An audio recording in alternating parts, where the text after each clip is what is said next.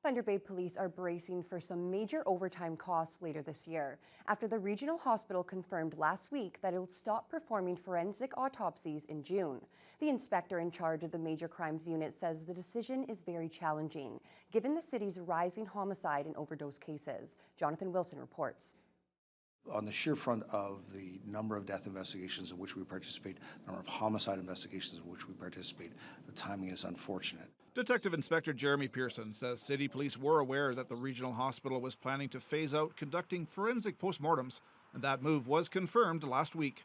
Over the past 16 months, around 30% of autopsies involving potentially suspicious deaths were still being done in Thunder Bay. But come June, those deceased persons will all be sent to the Provincial Forensic Pathology Unit in Toronto. Pearson says it will have a major impact on the local force. We do feel already the impact of a reduced capacity for forensic pathology services here in Thunder Bay, and the absolute cessation of them is just going to make that impact that much stronger. Pearson could not put a dollar figure on the budgetary impact, but agreed it could be in the seven-figure range. The difference in the time it takes to have an autopsy performed in Toronto versus Thunder Bay varies, but he estimates an extra 2 days on average. That means having officers hold potential crime scenes longer, and the forensic ID officers must travel to Toronto for several days to oversee the postmortem.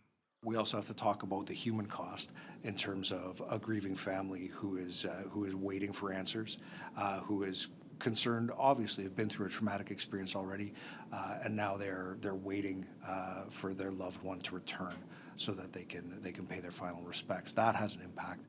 Officials at the regional hospital explained that having their lab perform forensic autopsies puts tremendous pressure on staff, capacity, and resources at a time when their healthcare system is already overloaded. The hospital also pointed to the 2018 OIPRD Broken Trust Report, which made a key recommendation to the Ontario Forensic Pathology Service that has yet to materialize. We are now 5 years out from a recommendation that a forensic pathology unit be established here in Thunder Bay to service the region. I don't know what developments have been made. All that we can do is simply state again and publicly our support of the idea and the fact that we recognize the need for that service in this region. Jonathan Wilson, TBT News.